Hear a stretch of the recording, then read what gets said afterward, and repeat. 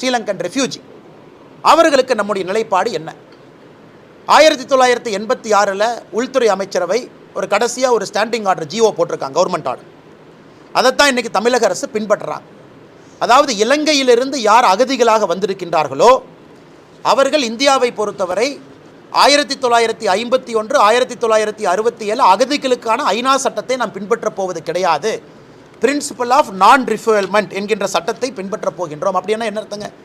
அவர்கள் எப்போ இலங்கையில் பிரச்சனை சுமூகமாக தீர்கிறதோ அப்போ திரும்ப போயிடணும் அப்படிங்கிறதான் 1986 எடுக்கப்பட்ட நிலைப்பாடு. அன்னைக்கு திமுக அரசியல் இல்லைங்களா நாராயணன் சார்? அரசியல் இருந்தாங்க, திமுக ஆட்சியில் இல்லையா?